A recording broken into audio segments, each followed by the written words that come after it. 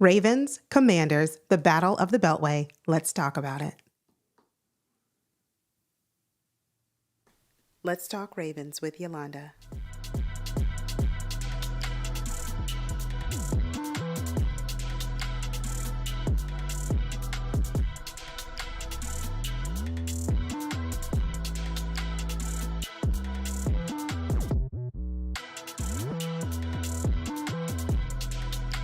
Today's video, we are going to discuss each player that makes up the offensive line.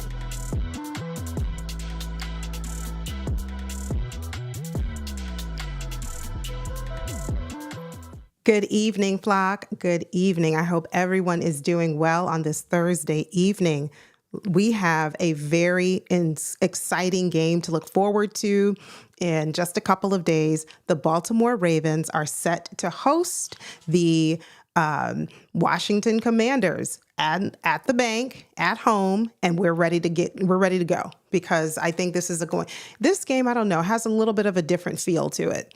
It's an NFC game, but I don't know, maybe because of the close proximity of the two teams, it just seems like, I don't know, seems like they're more familiar than they really are. These teams don't play each other very often, but I guess it's just because they're only like 50 minutes away from each other. But currently, the Ravens are sitting at 3-2 after a nail-biting victory against the Bengals.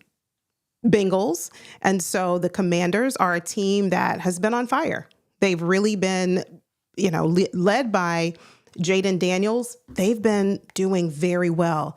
And especially their offense. They are now sitting at 4-1, currently the second seed in the NFC.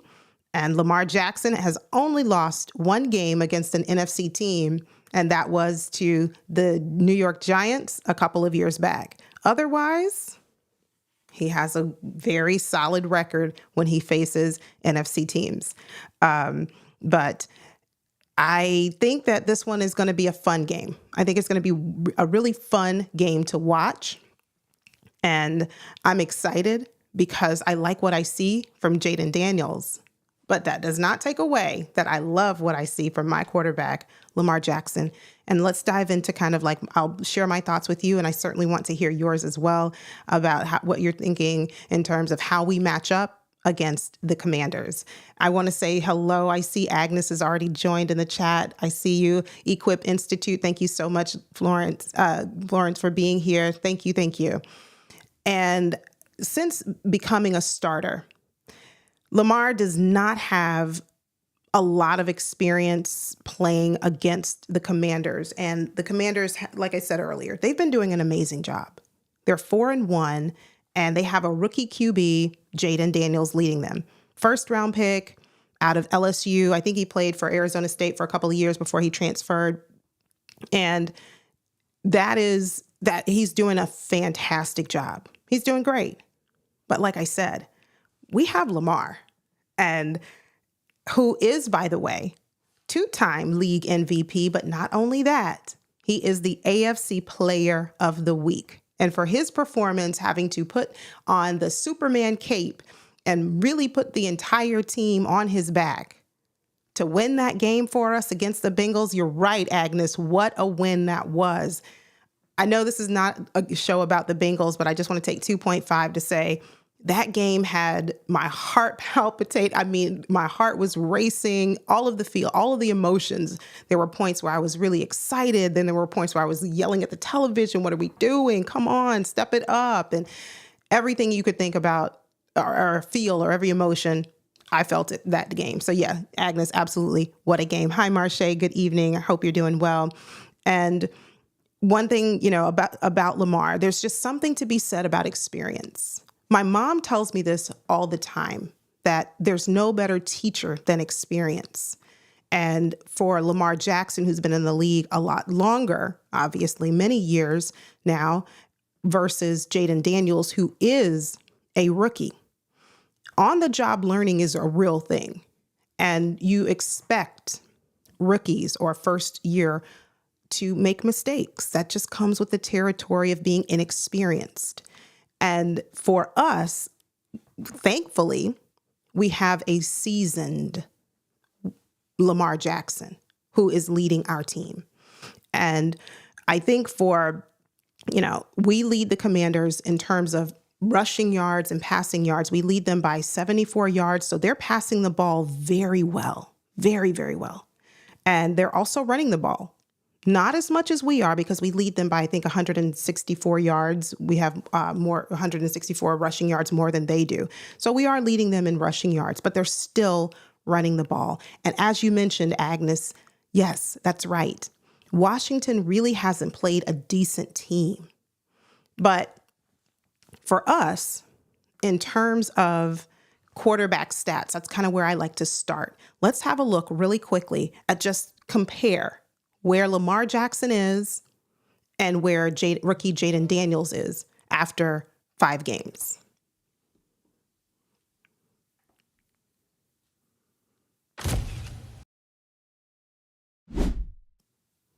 For Lamar Jackson, he is averaging 241 passing yards per game. He's averaging 1.8 touchdowns per game. That interception that's on his stat sheet, I'm still mad about that. I don't think that was his fault. That was Bateman, but obviously he's a quarterback, so he's going to get dinged for it. And he's rushing for 72.6 yards average per game. Let's quickly take a look at Jaden Daniels. And these numbers are very, very similar. So for a rookie quarterback, he's doing a phenomenal job. I cannot take that away from him. Averaging 227 yards passing per game, 0.8 touchdowns. He does have an interception on his record as well, and he's rushing for about 60 yards per game. So I don't see a huge difference in terms of the quarterback numbers, but this is where I think we can stand out. For us, the keys to victory, and I'll get into them really quickly, but before I do, let me say hello to a couple of people who've recently joined in the chat. I do want to say hello. I see you there, the Woo Pig podcast. Thank you so much for joining. Yeah, please watch this one. This one's going to be a good one. He have to be Superman every game for the Ravens to win. I'm going to get into that. You read my mind. I'm hoping that he does not have to be that. And with what we're going to discuss today in the show, with some changes that have happened for us this week on terms of our defense, hopefully that will be enough to get us over the hurdle, the hump that we find ourselves, and therefore Lamar would not have to be Superman. The Hawk TV, good evening. Glad you're here. Yes, he is a great rookie. I keep it real over here. That doesn't mean that I'm not a Ravens fan and I don't love my team, but I'm going to give credit where credit is due. Absolutely agree with you, Agnes, there. He is a great rookie. And the Hawk TV says, as a former Washington fan of 33 years, I can truly say I'm torn about this game. Oh, bless your heart. I'll say this, the Hawk TV, I'm not going to get into my score prediction or who I think is going to win the game. I'll just say for now, it's going to be a good one. I really think this is going to be a good one. And Sip, hello there. I don't think I've seen you before.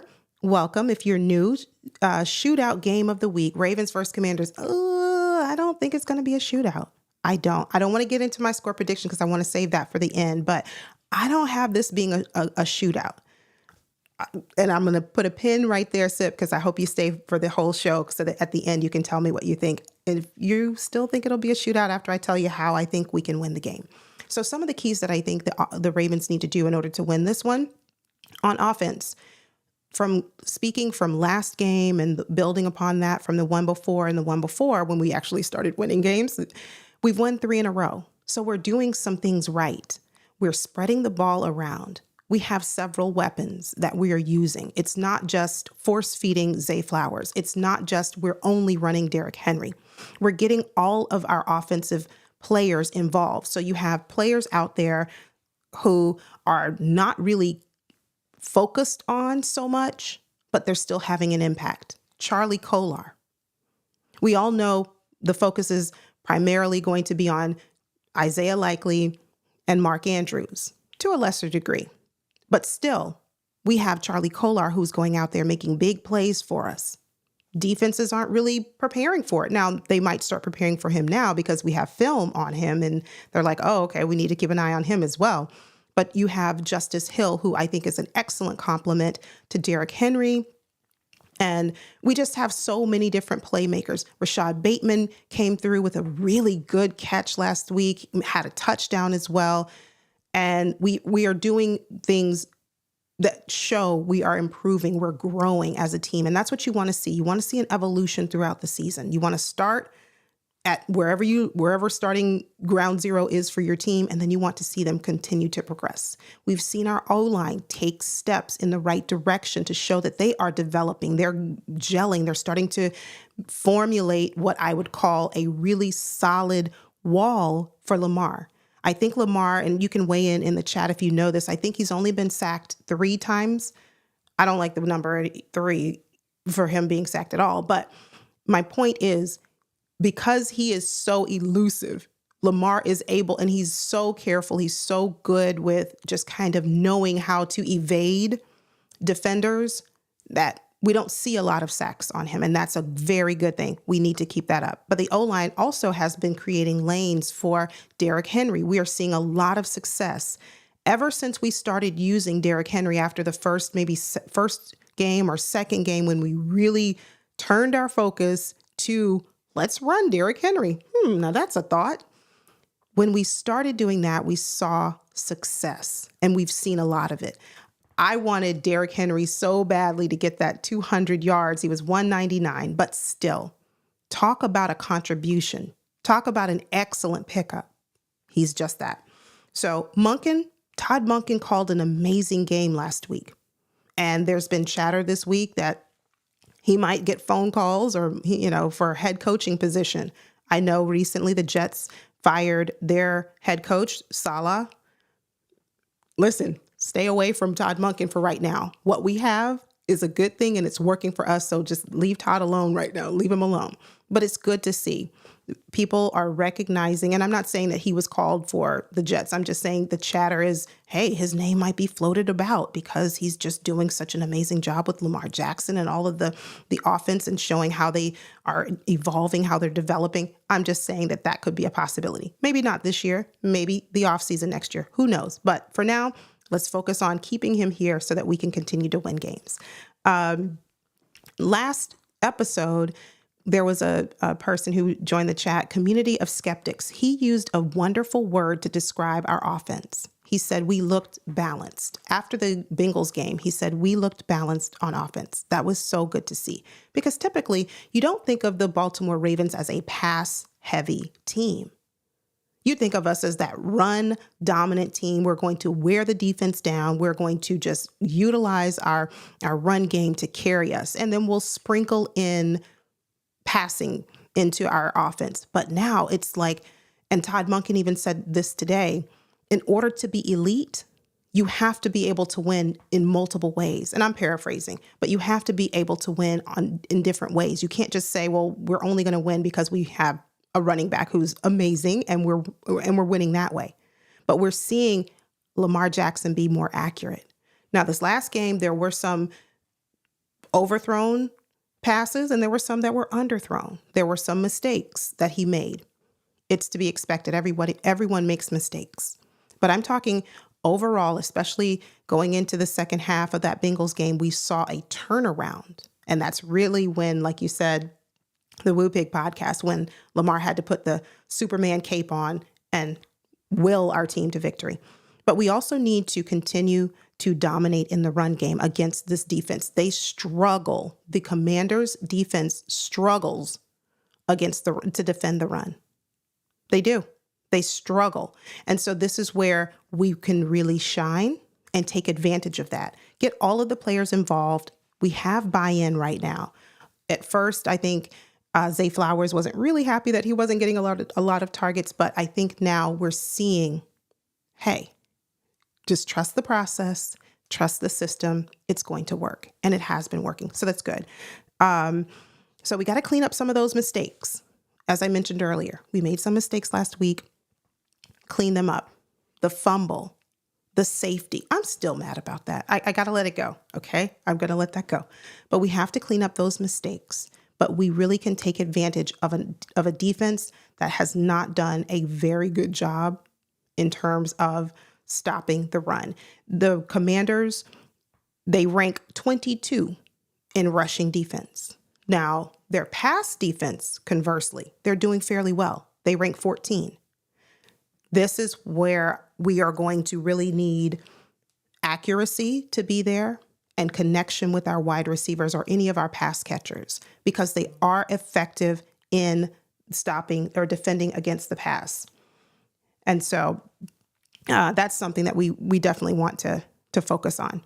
I want to show you real quick, just have a quick look at some of the defensive players for the Commanders and take a look and, some names that we really need to pay attention to as we prepare for the Commanders. Give me 1 second. I think we all know the big names. I think we all know the big name is Bobby Wagner. We have to keep our eye on Bobby. We have to have a plan for him to, he's got 27 solo tackles right now. We got to have a plan for him. But right behind him, Frankie Louvu. I probably botched that. But yes, he's right behind him with 20 solo tackles. You've got Quan Martin. You've got a lot of players out there who are making plays, and their secondary, they're defending against the pass. They're pretty strong in doing that. So I'm watching to see, can our offensive line continue to hold up and protect Lamar so that we don't have one thing that this team does not have. One thing I noticed from this defense for the Commanders, they do not have any interceptions. On the right side of the screen, INT, they have zero interceptions. That is good. We'll like to keep it that way. We're hoping that Lamar has a very clean game against the Commanders. And, but again, it's going to require accurate throws. Pass catchers have to be consistent. No fumbles. Lamar had a couple of fumbles last week. That's something we need to clean up as we go into this game. And I don't want to, and going back to the Woo Pig podcast question, I don't want to see Lamar Jackson have to play Superman or hero ball for us to win. And the only reason I think he had to do that last week, it wasn't because the offense wasn't solid or they weren't firing on all cylinders. It was primarily because the defense didn't carry their weight. And that's a perfect segue into what I think the Ravens need to do on defense in order to win the game. But before I go there, let me take a few comments. The Hawk TV says, I made the switch after that last Thanksgiving game where the Cowboys stomped the Commanders for the 1,000th time. Whew. Yeah, I can understand. And we thank you, and we're happy that you are here on the purple side. As Agnes said, yes, good. And Hawk TV says he's Team Flock now, but I still show love to Washington. Understandable. That's totally understandable. It was interesting because not this past offseason, but the offseason before last, when there was a question of, are we going to keep Lamar? Is he going to sign a contract? Are we going to extend him? My thought was, I love Lamar Jackson. I'm a Lamar Jackson fan. If he leaves, I don't know. I don't know. Agnes says, Todd Monken, she's speaking of Todd Monken, he isn't going anywhere. Speaking that into the atmosphere, yes, we have to keep him. We really need him. He's doing a fantastic job. He called a great game. So I'm looking forward to him calling an even, better game this upcoming one against the Commanders. Joe Leonard, welcome. I don't know if I've ever seen you, but hello. Who should talk to Rio Robinson, Louis T. Network, and Street Scores before the big game between the Commanders and the Ravens? Not sure. I don't know. Good question, Joe, but I don't know. Frank G. Life, hello there. Thank you so much for joining. Thank you for being here. Moving into the defense. Here is where it gets a little dicey. Our defense, mainly our secondary, and to a lesser degree or lesser extent, our linebackers, they just really have not been up to par, not up to standard, especially for the amount of capital and money resources that we've invested in them. Yesterday, the Ravens brought back Dean Pease, a former defensive coordinator for the Ravens, and he will now be serving as a senior defensive advisor for or to Zach Orr. I was happy that we recognize that we needed an intervention. I'm happy that we understand that whatever formula we were thinking was going to work, it's not working. But I don't really know how this can work. Like, obviously Dean Pease is not going to be the one calling the defensive plays. Understand that. I get it. But if Dean Pease can weigh in and provide some insight to or for Zach Orr, this might be a really good thing to have him, because Zach Orr said that he trusts him.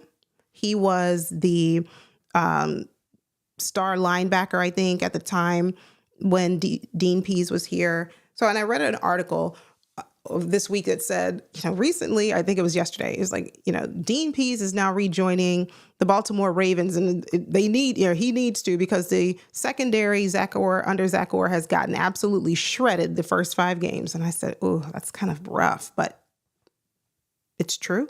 It's true. So this is where we need to see a huge improvement. If we want to see Lamar Jackson not have to be Superman, if we want to see our team be able to defend whatever lead Lamar Jackson is able to provide us, because he's going to put up points. He's going to do that. This is a defense that's just not great. Again, they're pretty good against they're defending against the pass, but they're not going. I like how we're matched up in terms of our run game versus their ability to stop the run. So the defense for us, we've seen Jaden Daniels on fire for the Commanders right now, and right behind the Vikings as the 2nd seed in the NFC. They are right behind them at 4-1. We have to find a way to contain Jaden Daniels. And that comes from pressure up the middle through our interior D linemen, and it also comes from pressure and sacks from our edge rushers. Last week, we had a relatively quiet game. From our edge rushers. We need them to wake back up. That goes for Odafe Owe. That goes for David Ojabo, as well as Kyle Van Noy. I give Kyle Van Noy a little bit of a pass because he is leading our team in sacks. I think he has 6 right now, and right behind him is Odafe Owe with 3.5. We recently signed back, whatever, Yannick Ngakoue. He did play. He just didn't record any stats. Not that I can recall. Maybe he had one stat that I can't really remember at this moment, but we need to see production from them, because that's the way we're going to get to Jaden Daniels. We're going to have to slow him down. We're going to have to contain him. We're going to have to apply pressure. We're going to have to make him uncomfortable. That's the only way to do it. Because we know if we give Jaden Daniels time to throw, he's going to do very well. He's going to connect with his receivers. He's going to, so another thing that we have to do is we have to continue to dominate the run defense. Our interior D linemen are going to, and our linebackers are going to have to be able to stop the run. This is not a team that I think relies heavily on the run, but they certainly have some weapons there.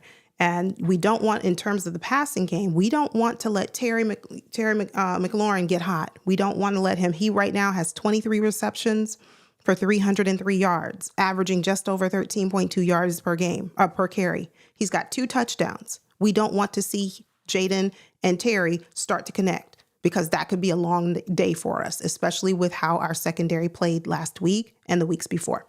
They also have Zach Ertz. And, this tight end, 17 receptions for 160 yards. These are weapons that Jaden Daniels has to use. We need to make sure that he doesn't have enough time to survey the field, go through his reads, process the defense. We need to make sure that he is uncomfortable so that he doesn't connect with his receivers, his tight ends, and even his running back, Brian Robinson. He leads their team with 73 carries for 325 yards. Here again, not really big numbers like what we have as the Ravens, but still can certainly contribute.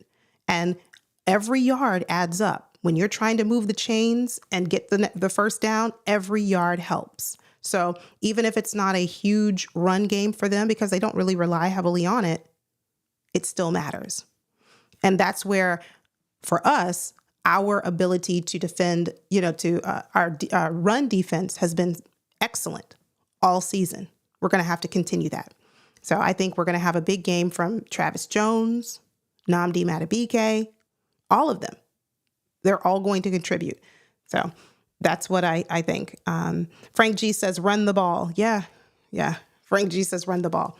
And Frank G, are you talking about the Ravens should run the ball, or are you saying that the Commanders should run the ball? Because if the Commanders run the ball, it's probably going to be a long day for them. Our run defense is pretty stout. I also see with us, we have Big Reg from the host of Big Boy Talk. We have edge rushers. I thought it was just, I got to put this comment on the screen. Give me 2.5 to address this one. He is over here causing trouble, Reg. Good evening. Thank you for being here. Wait, we have edge rushers? We sure do. We have Odafe Owe with 3.5 sacks, and we have Kyle Van Noy. Yes. So not just Kyle, we have Odafe, but we need David Ojabo. We need him. So Santiago Bond, good evening. Thank you for joining. The Commanders will probably run 35 times in total. Yeah, I can see that. I can see that. But when they do, just know that it'll be a tough task for them. But the Hawk TV says, whether it's the running backs or the QB, Washington has been running the ball effectively. I was going to mention also, yes, the Hawk TV, Jaden Daniels himself, he has 300 rushing yards. So between Jaden Daniels, Brian Robinson, Austin Eckler, he doesn't have as many. I think he has 19 carries for 150 yards. They're still able to run the ball. They are. But one thing about the Ravens is we've been able to defend that. We've been able to stop the run. So I don't have any concerns there in terms of our ability to effectively stop the run. And a good thing that we have on our side as the Ravens, because Jaden Daniels is a mobile quarterback, because Jaden, I just shared with you his numbers, he's got 300 rushing yards himself. Because he is a mobile quarterback or can run the ball on you or can escape the pocket and extend the play, he is someone who he's not going to be unfamiliar. That's a double negative. Let me rephrase that. He's going to be someone familiar for us, or that type of style of quarterback is familiar because we have Lamar Jackson. So our defense, day in, day out, they practice against an excellent, I'm going to say the best mobile quarterback to ever do it, but certainly to do it right now in the league. So this is not anything unfamiliar for our defense. So yes, you have to watch out and you have to plan an account for Jaden, because at any moment he can take off and run, get the first down and more. His stats show he can.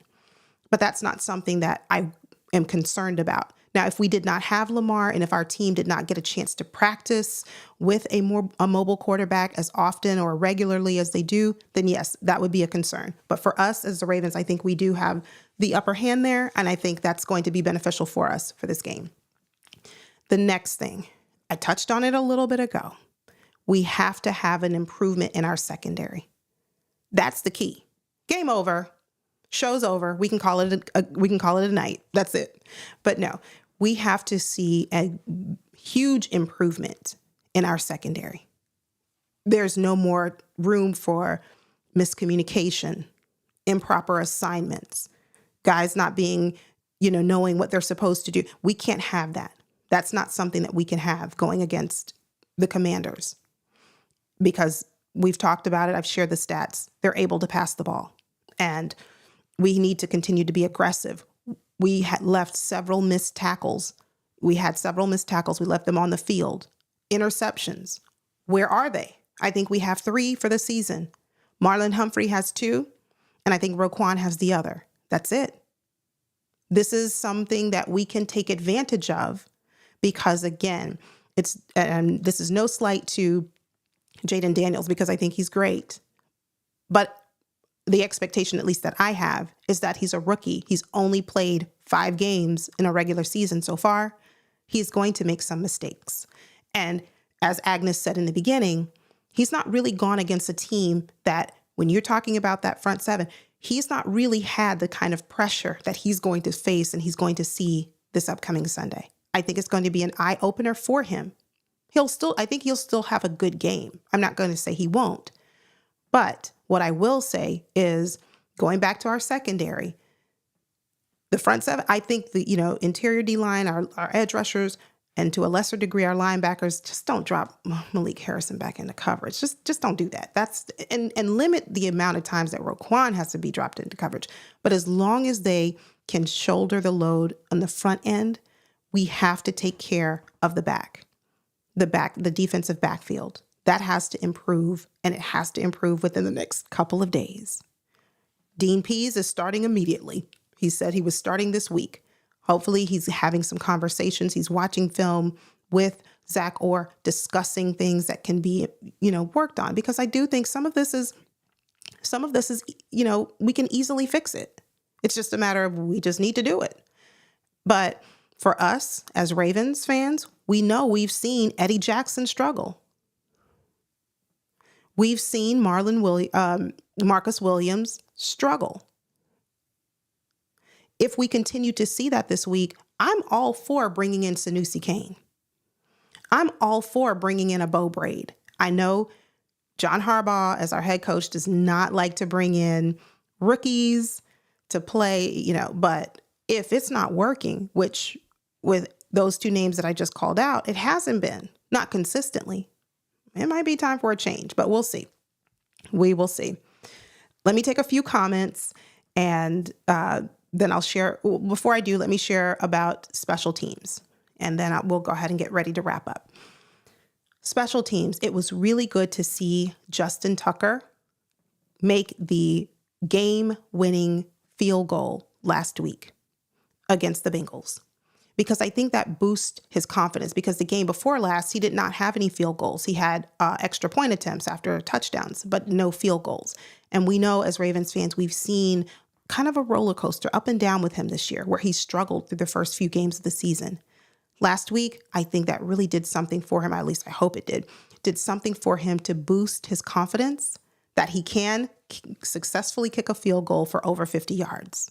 And it was really good to see that, to witness that. So we need to make sure that Justin Tucker has another solid game, because I don't think the game is going to come down to a field goal. It might, but I don't think it will. I don't think it's going to be a shootout, but we'll talk about score predictions and who's going to win the game in just a minute. Let me say hello and take a few comments before we go. I see you. Rave Kingdom is in the house. Good evening. Thank you so much for joining. Jose, good evening. Thank you for being here. And Big Reg says the Commanders went like 3 weeks without putting the ball. Let me know what you mean by that, Big Reg. Tell me what you mean.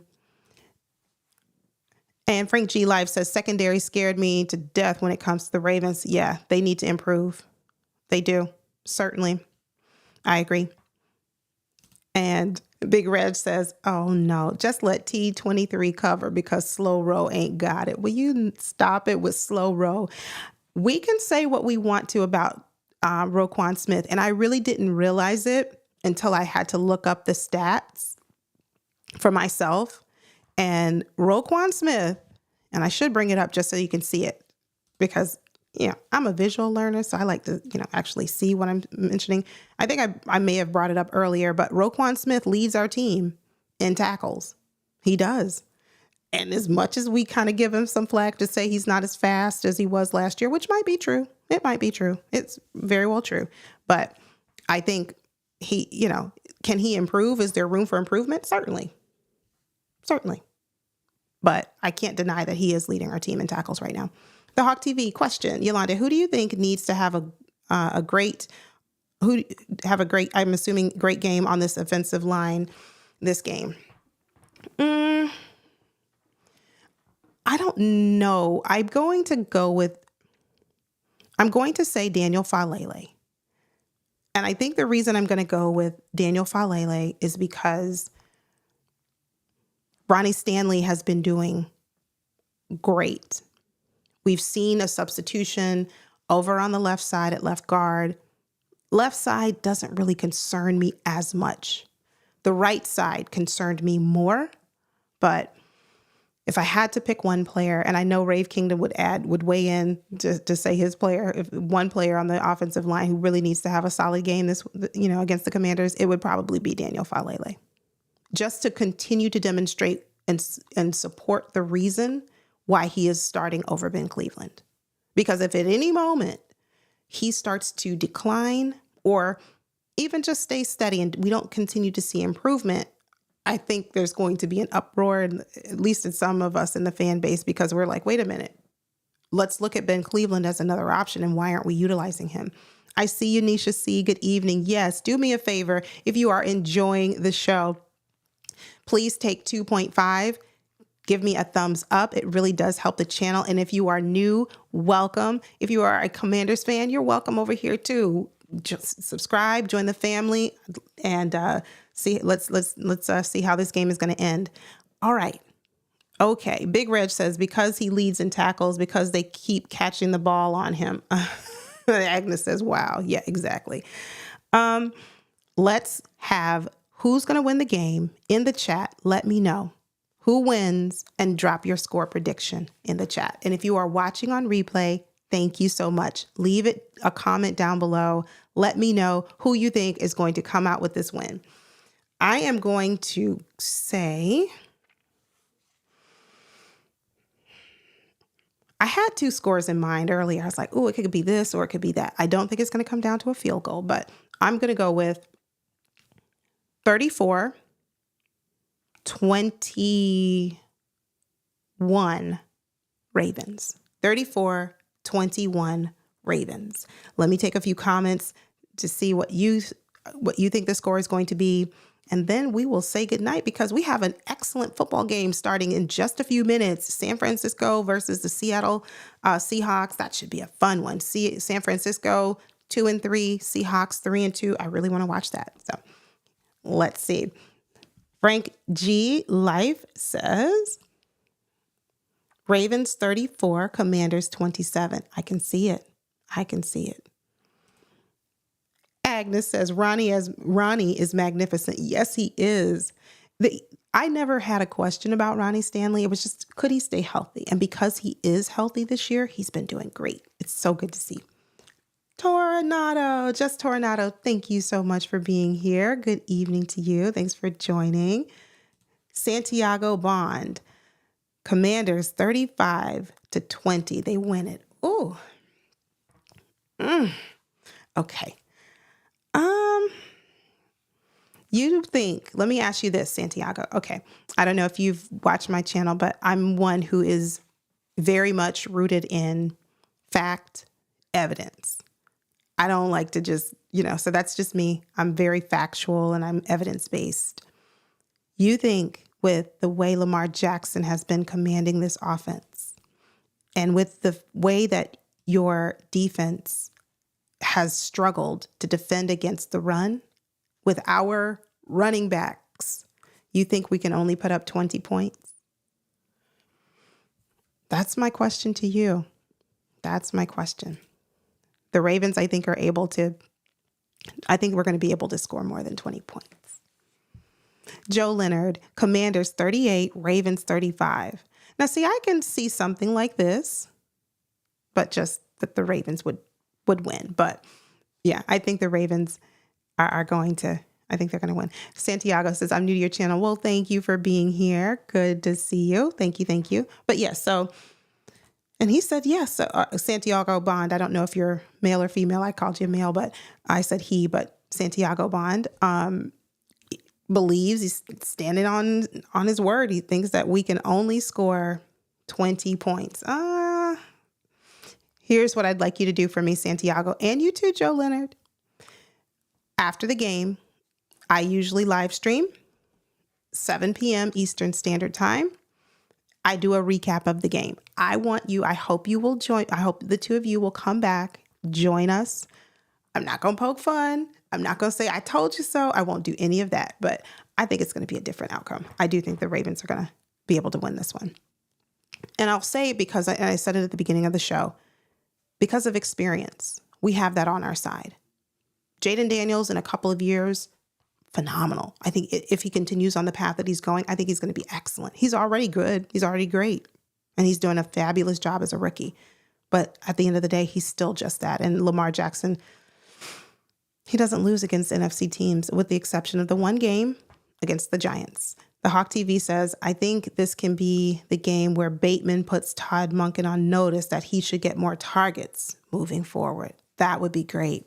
The only thing about that, the Hawk TV, let me pull your comment up real quick. The only thing about that, Bateman is doing a good job, but Bateman has been inconsistent. So he'll come out and he'll make a spectacular catch. He'll make that touchdown. He'll go for it. He will do it. And then he'll come right back moments later or the next drive or the next series and he'll have a drop. A catchable pass, one that he should have caught, but yet he drops it. So if we can get consistency out of Bateman, sky's the limit. But you're right. Maybe this could be the game where he puts Todd Monken on notice. Hey, don't just stash me off in the corner. I'm a wide receiver number 2 for a reason. Jarrett Green, good evening. Thank you. And Joe Leonard says, Yolanda, talk to Louis T Network. Okay, I will look up Louis T Network. You've mentioned that, so I will certainly do that. That would be an epic stream at Joe Leonard. Okay, I will do that. Louis T, I certainly will. Ladies, gentlemen, that is all I have for you all tonight. But before I go, I have to say Agnes's comment. I have to. Agnes says Washington is not scoring over 20 points. I will give Washington, I'm giving Washington, what did I say, 21 earlier? They could score over 20 points if our secondary doesn't show up, because this is a team that can pass the ball. If our secondary is not available and we do not get the amount of pressure that we need to get on him in the front, and he's able to connect with Scary Terry, he's able to connect with his receivers, then we could. And Santiago says, you guys got me talking. I said I was going to go like 5 minutes ago, but it's okay. I think Santiago Bond says, I think the Commanders can get 2 turnovers. Ooh, who's going to get them? Tell me the players who's going to get the turnovers, because I'd like to go look at their stats real quick, because I don't see that happening. The reason I don't see that happening, Santiago, is one thing I can tell you about my quarterback, Lamar Jackson, just from watching him. I don't know him personally, but just from watching him, this is someone who beats himself up when he makes a mistake. He recognized that last week, those 2 fumbles could have been costly mistakes. But because he's so good at what he does, he's able to grab the ball, scoop it, and then somehow in an amazing way, throw that ball to Isaiah Likely on one of them for a touchdown, barely standing on 1 foot. When he comes out of a game where he has made mistakes, what I expect and what I know from time past, the African Bung, thank you so much for subscribing. Thank you for joining the family. Welcome. One thing I can say about him is those turnovers, he's going to have that weighing on his mind in the game. So I think that's definitely going to be the key for him to ensure that there is ball security in this upcoming game.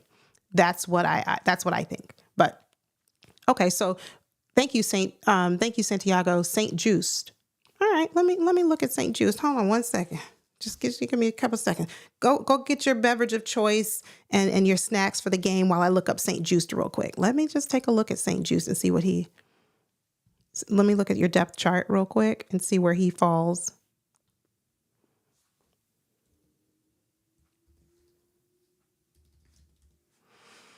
St. Juiced, he has 20 cornerback.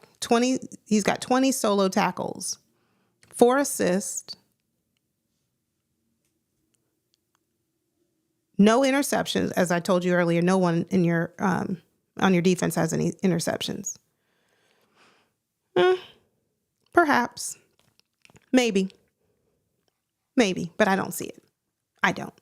I think because we had a little bit of an up and down start to our last game, that's going to be that should have been. If I was a coach, that would have been one of my focus.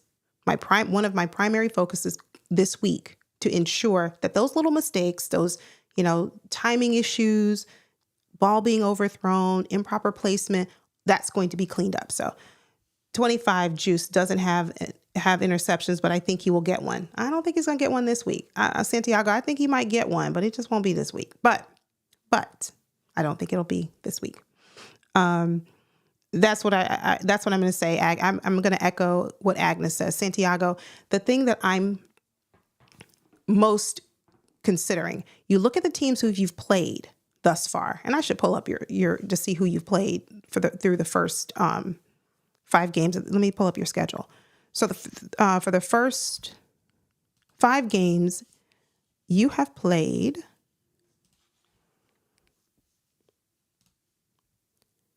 first game, you played Tampa Bay. Second, New York. Third, Cincinnati. And I would give you Cincinnati, but we just beat them. So that's a division rival for us. You also played Arizona and then Cleveland, another division rival. Yes, you were able to win against Cleveland, but Cleveland was a team that I just was not super high on going into this season. I thought it was going to be the Ravens, Bengals fighting for the first, for number 1 in the AFC North. I did not have the Cleveland Browns as fighting for that. So when I look at these teams, and again, 2 of which are certainly our division rivals. But other than that, you've played Tampa Bay, New York, Arizona. You've not faced a defense like ours, nor have you faced an offense like ours. So I think that's going to be the determining factor and why. The only bad team was the Browns. I disagree with you there. I disagree. But I want you to come back, Santiago Bond. I want you to come back. And then Joe Leonard says, nope, the Commanders are going to win. Well, I'm going to stand firm that the Ravens are going to win. I hope to see both of you back after the game. 7 p.m. Eastern Standard Time. Make sure you come right back here so that we can recap the game together. Listen, I just want you to be back. I don't want you to say, because I'm going to say, well, wait now, we're missing a few people. What happened to Santiago Bond? What happened to Joe Leonard? Oh, Commanders Chaplain Reverend Rashid Fry. Good evening. Thank you for being here.